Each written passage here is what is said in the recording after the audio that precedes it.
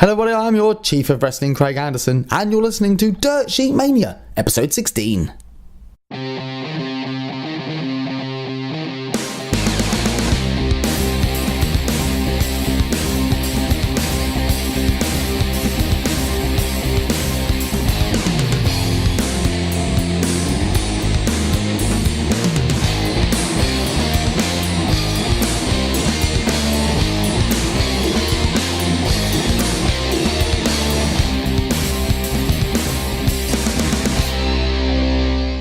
Hello everybody, I am your Chief of Wrestling, Craig Anderson. Thank you very much again for joining us this week on Dirt Sheet Mania, episode 16. Unfortunately, the director is not alongside me. He has recorded his thoughts on Monday Night Raw. So he will be reviewing Raw and I will be reviewing SmackDown. Red versus Blue, Kieran versus Craig. The predictions rolls on as well. Don't forget to check out our YouTube channel because we're going to have our Money in the Bank prediction show that will be coming up, I suppose, in a couple of weeks' time when we roll round to Money in the Bank. I can't wait for Money in the Bank. I can't wait. It's going to come round sooner rather than later, boys and girls. We've got a lot of storyline development on Monday Night Raw and SmackDown, lots of developments, and as of next week we'll be having some late last chance rumbles and battle royales that I think I probably predicted would happen somewhere down the line. In fact, on SmackDown we have almost because originally we Samoa Joe, he was supposed to have a match, but now he's not going to have a match. So he will be having to face the winner of Daniel Bryan vs Jeff Hardy, who both lost their matches against Rusev and The Miz. So he will be getting the winner of that match next week on SmackDown. But I'm going to talk about SmackDown later on. So stay tuned for my thoughts on SmackDown Live. Kieran is going to bring you his thoughts on Monday Night Raw right now. So enjoy that. Listen to my views later on for SmackDown Live. And enjoy Dirt Sheet Mania, guys. Review us on iTunes. Don't forget to like us on SoundCloud as well. Follow us on SoundCloud. We've got Twitter, Instagram. Just type in Dirt Sheet Mania into anything you want and you'll find us.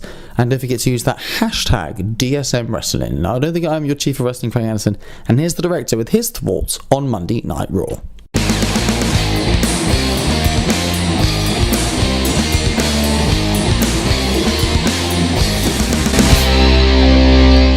Hello everybody, it's Kieran Smith, Director of Creativity at Dirt Sheet Mania. Craig is not opposite me today, scheduling conflicts again, personal lives, work, that massive monster hill that's work, getting in the way again. But here's my views on Monday Night Raw for this week. Kurt Angle comes out to a chorus of "You Suck" chants, which is still weird to this day. But it is a term of endearment, he enjoys it obviously. But during this segment, Stephanie McMahon returns.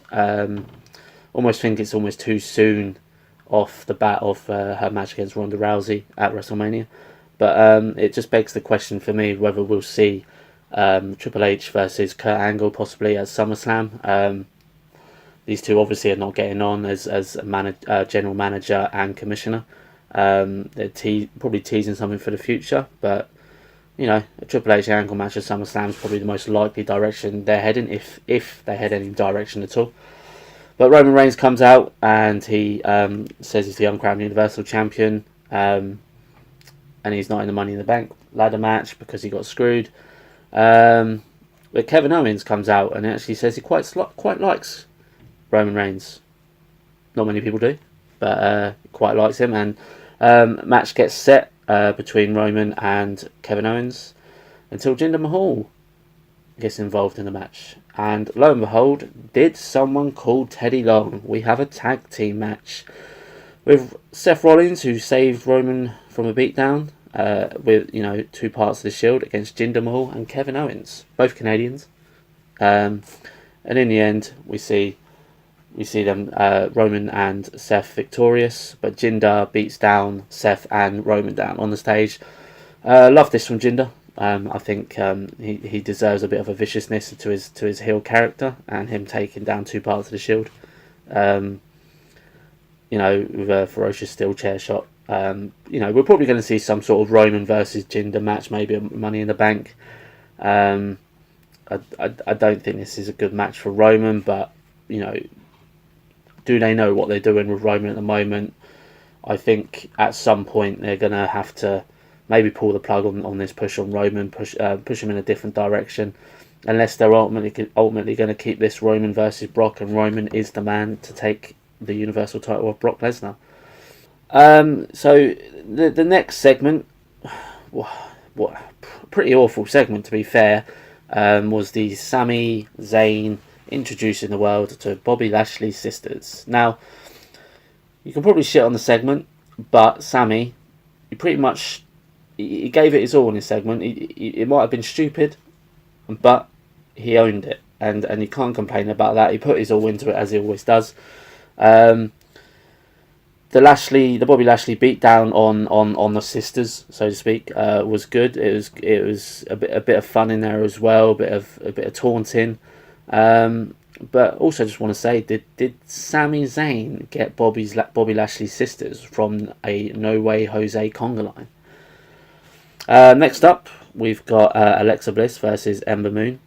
Ember's undefeated so far on Raw, and coming up against a former women's champion in Bliss. I think Bliss can take a few losses, which is okay at the moment. She's obviously in the Money in the Bank ladder match along with Ember. I don't see Ember winning the briefcase. I don't think it sort of fit her character at this time. I think she still stays undefeated until she gets a title match in the future. But Bliss having a briefcase, having the women's briefcase, would fit her character for her to cash in at any time. But me and Craig will go into our thoughts on who wins each ladder match when we do our Money in the Bank briefcase show. So Ronda Rousey and Nia Jax have their contract signing next, which Stephanie McMahon at the beginning of the show said she was going to be part of, and not Kurt Angle. It seems to me that Ronda's gotten a lot more confident on the microphone, but I still think this match is still too soon for the title. I think Ronda needs a couple more matches before. But Stephanie McMahon belittles Nia, makes her sort of snap, and I don't necessarily think this is a heel turn for Nia. Nia's just too sweet to play a heel, and obviously since this whole body shaming thing at WrestleMania, winning a program with Bliss is not gonna quickly change her from a face to a heel. I don't think that'll normally work, but quite looking forward to this match. Still might have this little theory that Ronda gets taken out, so Nia retains her title in some sort of way, but we could see Nia absolutely decimate Ronda, and maybe she needs to go back to the drawing board and, get a couple matches under her belt, go into the Rumble, win the Rumble, and have a title match against possibly Charlotte or Asuka at WrestleMania next year. But they've started this feud now. They're going to have it at Money in the Bank. I'm sure the crowd in Chicago will be red hot for this match. It'd be interesting to see how Ronda can try and take out, a big girl in Nia Jax, and I'm quite interested to see how this goes now.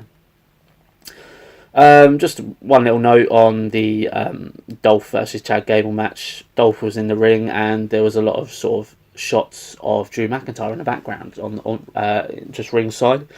Very much, and I'm sure we've talked about this before, very reminiscent of Shawn Michaels and Diesel. Did feel at some point that when Chad Gable was getting beaten down by Dolph and Drew McIntyre, that could there have been a Jason Jordan return, a return of American Alpha. Not too sure if they would do that, but if Chad continues to get beaten down in the next couple of weeks, we could see an American Alpha reunion.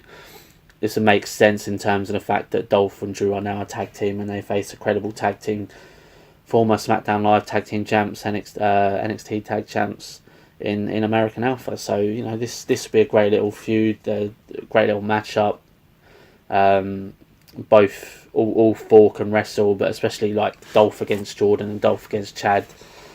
Great little technical wrestlers in their own rights, and obviously Drew McIntyre is just sort of a powerhouse, and but he still can do the great athletic moves. So there's been an interesting potential match going forward. We've got Natalya qualifying for the Women's Money in the Bank ladder match.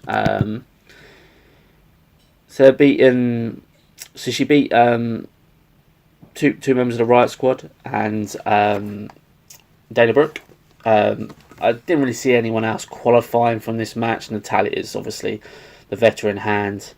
The unfortunate thing I think right now is the Riot Squad. They seem to be sort of getting beaten in a roundabout way every week, especially Sarah Logan and Liv Morgan. I'm not too sure if it, as a group, they need to be sort of seen as, if they're going to beat people down, they need to seem strong, and it seems like taking out the two lackeys is an easy process every week. I think Sarah Logan's obviously the better one out of the two, of Liv Morgan and her. I do think there is potential there for a Sarah Logan title run in the future once she separates. I think she's got she's a very good wrestler, and she's got a bit of a big size, a bit of muscle behind her. She'll probably end up as a bodyguard for someone in the future, though. That's what WWE seem to like to do. I think after watching SmackDown as well, that there is potentially one slot open left on the Raw side of things for the women's briefcase. Does Ruby Wyatt, as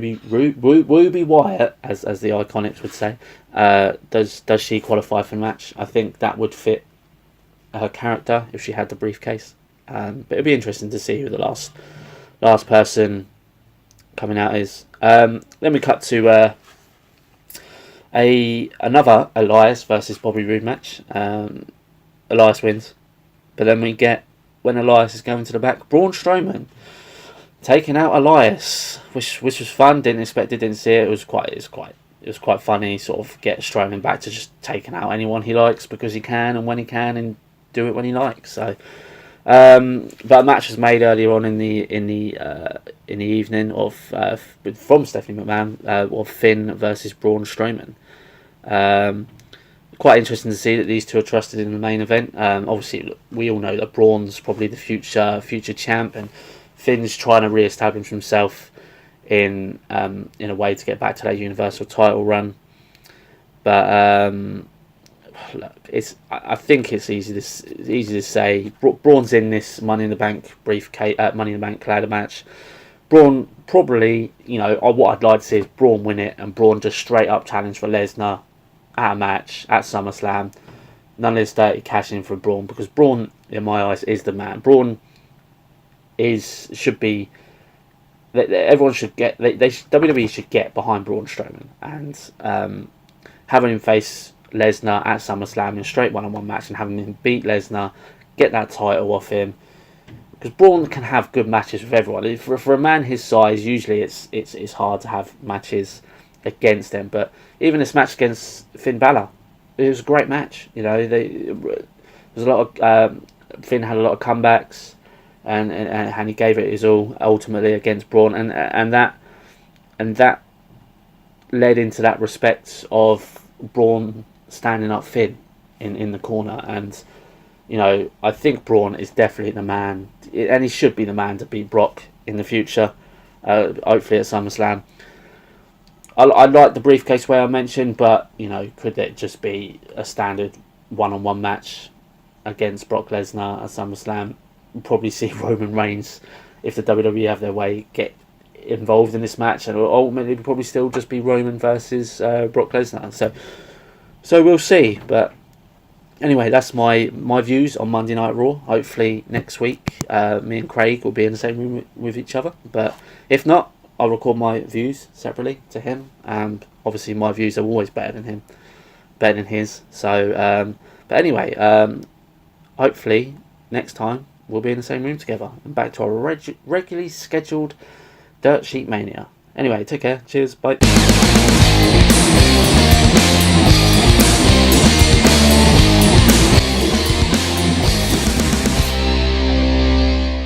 Thank you, Kieran, for your thoughts on Raw. Very interesting thoughts. I quite like that. Of course, your views are good, but mine aren't too bad either. But thank you, Mr. Director. As he said, hopefully we will both be back in the same room next week, whether it's Wednesday or Thursday. We will try our very best, but even so, we still try and give you a phenomenal episode of Monday Night Raw, and or of Dirt Sheet Mania rather. But that was Kieran's Raw thoughts. This is my SmackDown thoughts, and we start with Miz TV And his guests are the New Day. Now, Kieran and myself have spoken about breaking up the New Day, how to book the New Day, etc., armchair booking, etc. Now, Kieran's come up with a great idea. I think he said to us on the podcast before, but I'll go over it again. Is that because they haven't, and they still haven't, as of SmackDown, declared who's going to be in the match. They swerved us. They said Big E, but then Big E faced The Miz. Paige made him go back out there. Good on Paige. And for one of them to win, and then maybe other ones cash in, so say Big E wins, and then on SmackDown Woods is like, I've got the briefcase, let's go, and Woods tries to cash in, and then they have a little bit of an argument, and this might happen once or twice, and then comes SummerSlam, I suppose Paige, or maybe Shane if he's back, would book Big E versus Xavier Woods versus Kofi Kingston. The winner of the match will be the official Money in the Bank, because New Day could never really decide who was the actual, because when they're SmackDown Tag Team Champions or Raw Tag Team Champions or just the Tag Team Champions, they would be Freebird rules, so everyone would be the champions. Maybe that will happen with the briefcase. It shouldn't really. It's not like if one was in the Continental Champion, they'd all be in a Continental Champion, but it makes a great storyline. I think Kieran, I spoke to Kieran before, Kieran would like Xavier Woods to be the heel. Now, I wouldn't be against that. Woods has been a heel before. Kofi's never been a heel. Like, never been a heel. So Kofi to be a heel would be interesting. But I think the best person to be the heel would be Big E. I think he's got that intensity. He's got that raw rage. He's got that believability. I think Woods is such a great face, and I know he's been a heel, but he's got up, down, down, and, you know, while obviously if the WWE said you're a heel, he can't turn around and go, but my internet channel would suffer because nobody would like me. But at the same time, I just think he's got that nice smile, and he's, you know, him and, you know, I wouldn't do it. I would turn Big E heel. He did it a bit before with Dolph and AJ, and I just think a real strong heel Big E run, maybe is Money in the Bank, I would be proper into, very much into. We get Billie Kay versus Lana, Money in the Bank qualifier. Lana is now with Rusev Day, so she is Rusev Day effectively, with Aiden English and Rusev. Originally, I saw a .com video, or maybe a YouTube video of them backstage, and it did look like that Lana was, you know, trying to make a kind of crack between Rusev and English, making them, you know, maybe so she got Rusev all to herself again. I'm glad they're not going that way, because the three of them together, I like that. And Lana won. Lana does beat Billie Kay on SmackDown to qualify for the Women's Money in the Bank match. Interesting. I don't like the fact the Iconic Duo on SmackDown and just not jobbing out, that's probably the wrong phraseology to use for them, but not progressing and not enhancing themselves as much as they were. But again, that's a different image, you know. Triple H and NXT and Regal and Matt Bloom have one vision for them, and, you know, the boss himself has a different vision of where he wants a team or talent to be. So that's what it is. What it is. You got to kind of suck it up and crack on with it. I hope the girls do find some sort of momentum and likability, because they're Money. I think they're fantastic. Maybe be more with Carmella, maybe kind of like lackeys, and not lackeys, but almost like she calls upon them. If she needs hand, she calls upon the Iconic Duo. I would like to see that as the champion. Maybe they'll help her defeat Asuka at Money in the Bank, because I would be fine with that. We also have a little development in the AJ Nakamura storyline. We have Nakamura announcing his match for Money in the Bank. The stipulation between him and AJ Styles. Pillow fight? I haven't seen a pillow fight in WWE since about 2005, 2006. I think it might be lost in the crowd, Nakamura. He does pick a last man standing match.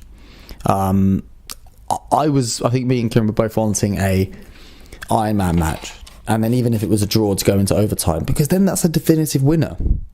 If it was, say, 2-2 after half an hour, or 1-1 after half an hour, next four wins. A bit like next goal wins on the playground if you ever played at school. Next goal wins, next four wins. With the last man standing match, we've kind of had that 10 count out kind of thing on some. We've had that. So, you know, we've had that. So, you know, I would have hoped for an Iron Man match, but hey, we can have last man standing. It can still end in a draw. This might not be over. I hope Nakamura wins, because Well, this will be his 4th shot at the title, 4th shot at the title, 5th match overall.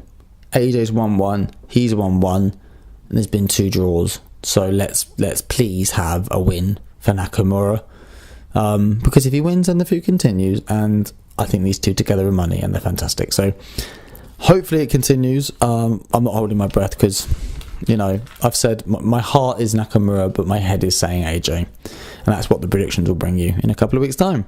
Sonya Deville versus Naomi for the qualifying match for the Money in the Bank. Sonya has a bright future. I know Kieran is a big fan of her as well, big advocate of her myself. I think that MMA sort of background style is nice. She was great on Tough Enough. You could sort of see a little bit of a potential superstar in her as well on that, so the fact that she's come through to this is actually not surprising at all. When Paige was hurt and now she can't wrestle, that's extremely sad. Let's not beat around the bush, it's extremely sad.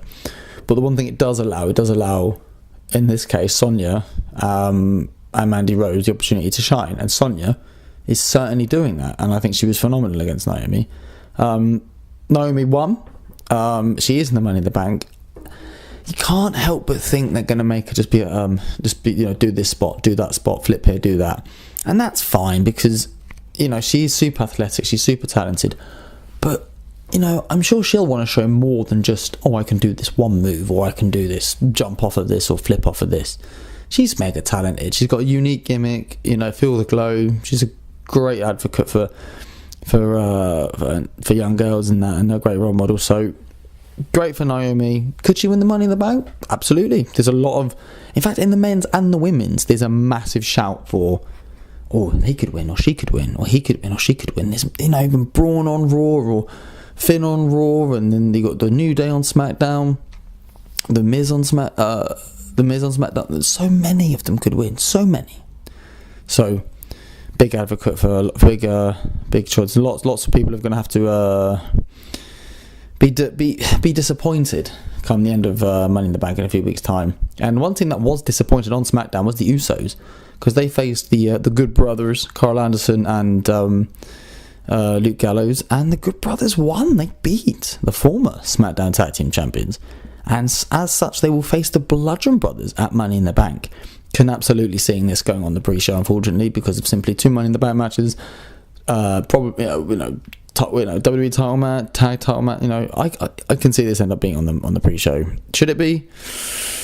It depends how the storyline develops. The storylines that ultimately develops and I have the most interest in is the ones I want to see further on in the card, because they deserve the spotlight. So these matches, unfortunately, because the women's matches are valued so highly, the singles men's matches are valued so highly, both Money in the Bank matches, I think maybe the fact it's a 4-hour show might help them. It might actually get them on the main card. I mean, in my opinion, matches on the pre-shows should be multi-man matches to lure the person in, the paying punter, and all title matches should always be on main shows. It's not the way that it is booked, and that's fine, but that's just the way I would do it. So good on the old Good Brothers, and I'd love to see them beat the Bludgeon Brothers, but weirder things have happened, but I can see the Bludgeon Brothers probably walking out of Money in the Bank still SmackDown Tag Champs. And the last one, the main event, Daniel Bryan versus Jeff Hardy. Oh my goodness, Jeff Hardy versus Daniel Bryan for free on SmackDown. It's mental. I think if you said to Jeff when he returned last year at WrestleMania, in 1 year you'll be facing Daniel Bryan on SmackDown, I think he would have said, he can't even wrestle, he's not even cleared. I think Jeff's probably as happy as anyone that this match took place. It was a fantastic match, won by submission by Daniel Bryan, and now he will go on next week to face Samoa Joe. Very much looking forward to this match. Obviously Joe has originally had a competitor to face, that match was changed, so Joe now, I think Joe was hurt maybe. I think Joe can't wrestle this week, so he's having to be rested next week. I'm sure Kieran would know this off the top of his head, but I'm sure it was supposed to be Baron Corbin versus Samoa Joe this week for that last spot, and it was changed. Don't know why. Obviously Corbin, he wrestled. No, it can't have been Corbin because Corbin's on Raw now because he faced No Way Jose. Ooh, I'm not entirely sure. See, this is why Kieran would be here. Kieran would know, but nonetheless, Samoa Joe will face Daniel Bryan for free next week on SmackDown. It's a bit good, isn't it? WWE in 2018 is a bit like Ring of Honor in 2005. It's a bit good. Very, very excited about that. So, yeah, this has been my thoughts on SmackDown. As I say, Kieran had his thoughts on Raw earlier on. Thank you for listening. I think that will take the podcast to around a nice little 25-minute mark, which is a nice little time. So in your lunch break or in your coffee break, you can have a quick listen to Dirt Sheet Mania and then pop back to work feeling refreshed, knowing about the week's wrestling events.